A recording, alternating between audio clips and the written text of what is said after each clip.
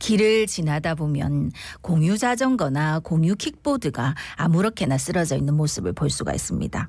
아유, 저거 누가 길 가다가 걸려서 넘어지기라도 못 잘까 걱정이 많이 드는데 단속이라도 좀 하면 나아질란가 해결책은 없을지 이야기 나눠보겠습니다. 예, 자 도로교통공단 부산지부의 최재원 교수님 연결돼 있습니다. 안녕하십니까? 안녕하십니까? 네, 안녕하세요. 네. 자 최근에요, 그 수영구 밀락동에서 자전거를 타고 가던 시민이 공유 자전거에 걸려서 넘어지는 사고 있었다고 하는데 어떤 사고인지 좀 자세하게 좀 설명해 주시죠. 좀 황당한 사고죠. 새해 첫날입니다. 수영구 밀락동의 60대의 어르신이 다른 완이 자전거 도로에서 자전거 타고 있었는데 그 자전거 도로에 공유 자전거를 누구다 갖다 놓은 거예요. 예. 그래서 이 자전거를 타고 가다 보니까 밤에 아무것도 안 보이죠. 네. 그래서 이 공유 자전거에 걸려서 넘어져서 이 머리에 한 6cm 정도 찢어져가지고 치료받고요. 예. 내신단 증세까지 일어나는 좀 황당한 사고가 예. 발생한 사실입니다. 그러니까 예. 이 공유 자전거가 쓰러져 있었던 모양이죠. 네네, 그렇습니다. 아, 이게 잘 쓰러지잖아요. 또. 그러니까 밤에 캄캄하니까 이게 뭐 앞에 있는지도 잘 안 보이고 해가지고 이런 황당한 사고를 당하셨는데, 그래서 요즘 뭐 이 문제를 얘기하다 보니까 뭐 PM 이렇게 해가지고 개인형 이동 장치 요거에 대한 얘기가 많던데 요걸 정의하는 기준이 있습니까? 네, 분명히 있습니다. 이것은 도로교통법에 정의가 좀 되어 있는데요. 우리 그 자동차 종류가 여러 가지가 있습니다. 그중에 이륜 자동차 중에서 원동기 장치 자전거가 있는데요. 조건이 세 가지가 필요합니다. 시속 25km를 넘기지 말아야 되고요. 네. 그리고 차체 중량이 30kg 미만이야 하고, 그리고 전기용품 및 생활용품 안전관리법에서 안전 확인이 신고가 된 것, 즉 세 가지 조건이 다 만족이 되게 되는 대표적인 전동 킥보드, 그리고 전동 이륜 평행차, 전동기 동력만으로 움직일 수 있는 자전거. 조금 낯선 단어죠. 네네네. 네네. 일명 말씀드리자면 지금 바깥에 많이 다니고 있는 전동 킥보드가 대표적인 사례인데 예. PM, 즉 퍼스널 모빌리티, 개인용 이동 장치라고 말할 수 있습니다. 예. 그렇다면은 이 PM 퍼스널 모빌리티 개인형 이동 장치 이것은 도로교통법상 차량이라는 겁니까? 이 방송을 듣는 분들 꼭 명심해야 되는데요. 차량과 똑같다고 생각하시면 됩니다. 예. 그래서 이게 그 PM을 타기 위해서는요, 원동기 장치 자전거 면허증, 즉 일명 오토바이를 타기 위해서 면허증이 필요하지 않습니까? 네. 그런 면허증을 반드시 취득해야 되고요. 간단히 예를 들면은 전동 킥보드를 타고 음주운전을 할 경우에는요, 차량과 똑같은 면허 정지 혹은 취소가 될 수 있다는 사실 꼭 명심하셔야 될 것 같습니다. 네. 그렇군요. 아니 그런데 이제 사실 저희 자가차짐에서도 이 이야기 많이 했습니다. 이 개인형 이동 장치 요 PM이 이제 통행 불편을 넘어가지고 실제로 아까 말씀하셨던 사고까지 났는데 이거를 아무데나 놔둬도 단속할 만한 근거가 없다고요? 죄송하지만 근거가 없는 게 맞죠. 네, 통행을 방해하는 그 PM을 직접 단속할 수 있는 것도 불가능한데요. 이는 단속을 할 수 있는 법적 근거가 전혀 없습니다. 그래서 일부 지자체 관계자분들도 상당히 애를 먹고 있는데요. 네. 신고가 들어와도 어떻게 할 수 있는 조치한 방법이 전혀 없고요. 단지 그 PM 업체에 전화해서 치워달라는 그 요청할 정도, 그 정도밖에 되지 않습니다. 네. 자 그러면 현재 부산 지역에 이런 PM 공유 자전거, 킥보드 개수는 한 몇 개 정도 됩니까? 작년 10월달 기준으로 말씀 좀 드리겠습니다. 공유 자전거 업체는 6곳 업체에 한 3,500여 대가 있고요. 그리고 전동 킥보드 업체는 6곳으로 한 9,600대, 토합 13,100여 대 정도가 부산에서 운영되고 있는 것으로 파악이 되고 있습니다. 네. 적지 않나요? 그러니까 이게 또 증가세도 좀 빨랐다 하던데 이렇게 많이 생겼는데도 불구하고 이게 관리하는 수단은 좀 한정적인 실정이라고요?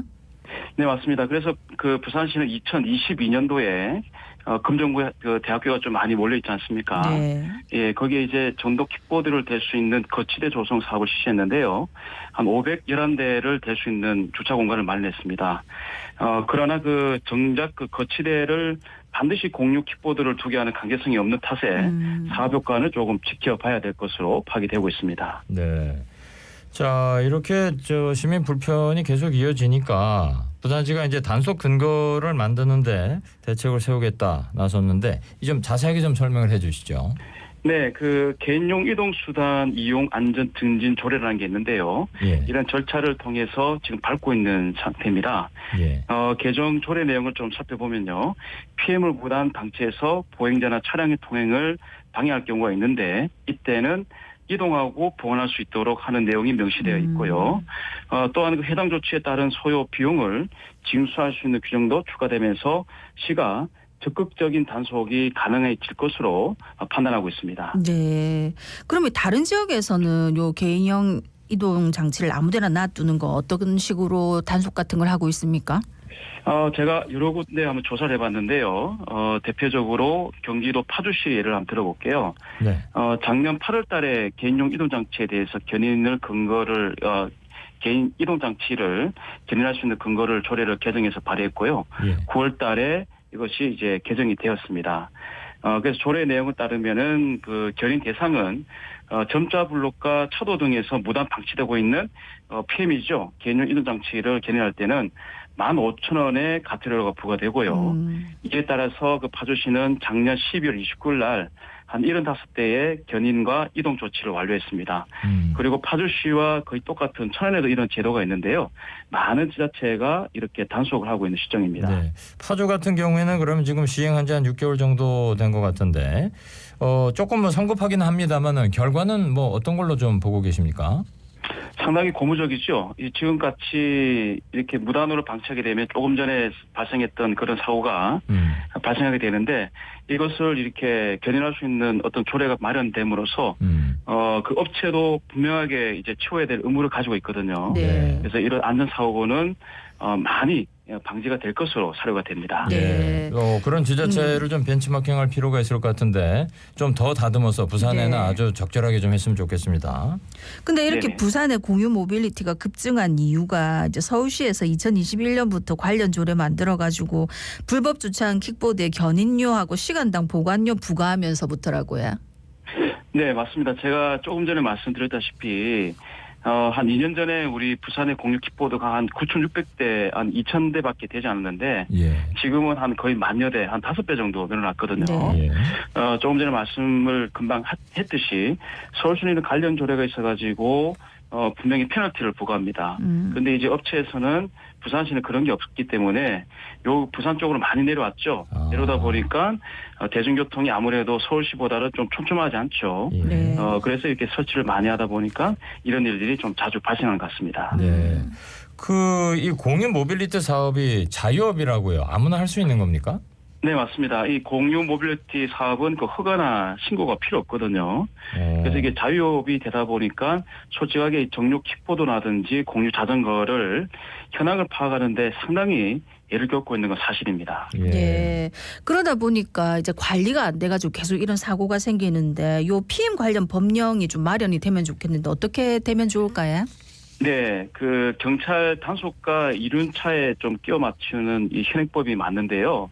이 전동 킥보드를 관리하고 사고를 예방하는 한계가 좀 있습니다.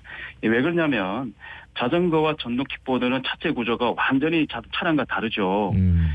따라서 이제 도로교통법에도 이 개인용 이동장치, 즉 PM만을 다룰 수 있는 별도의 챕터가 좀 만들어져야 될 것 같고요. 네. 그리고 PM을 타기 위한 별도의 운전면허증 제도도 꼭 이번 기회에 좀 만들어져야 된다고 좀 생각이 네. 됩니다. 예. 거기에 또 더해가지고 이 공유 모빌리티 사업 자체가 자유업이라 아무나 할 수 있다면 여기에 관한 거, 또 허가 사항이라든가 또 어떤 제한이나 규정 같은 것도 만들어둘 필요가 있겠어요. 네, 맞습니다. 그래서 처음 시작할 때. 네, 맞습니다. 그래서 이제 국회에서도 2020년에 이 관련된 어떤 법안을 좀 발의했는데 제가 지금까지 파간 결과를 좀 보니까 아직까지 국회에 계류가 되어 있습니다. 네. 그래서 이거 전문가 입장에서 하루빨리 좀 관련법이 좀 제정이 되고 정리가 좀 돼야 되지 않겠느냐 이렇게 생각하고 있습니다. 네. 자, 마지막으로 개인형 이동장치 이용할 때 주의할 점 설명 부탁드리겠습니다. 네, 제일 중요한 것은 안전이죠. 따라서 이제 개인용 이동장치를 이용하기 이전에 반드시 해당되는 원동기 장치 자전거 면허증 이상의 면허증을 소지해야 할 것 같고요. 그리고 개인용 이동장치는 일반적으로 자동차와 같기 때문에 반드시 도로교통법을 준수해야 됩니다. 그리고 마지막으로 이 전동 킥보드를 이용할 때는 안전이 가장 중요하기 때문에 보호장구를 반드시 좀 착용을 해야 되지 않겠느냐 이렇게 생각하고 있습니다. 네. 예. 알겠습니다. 오늘 말씀 여기까지 듣겠습니다. 지금까지 도로교통 부산지부 최재원 교수였습니다. 오늘 말씀 감사합니다. 고맙습니다. 네, 고맙습니다. 지금 여러분은 부산의 목소리 자갈치 아즈메를 듣고 계십니다. 부산 시민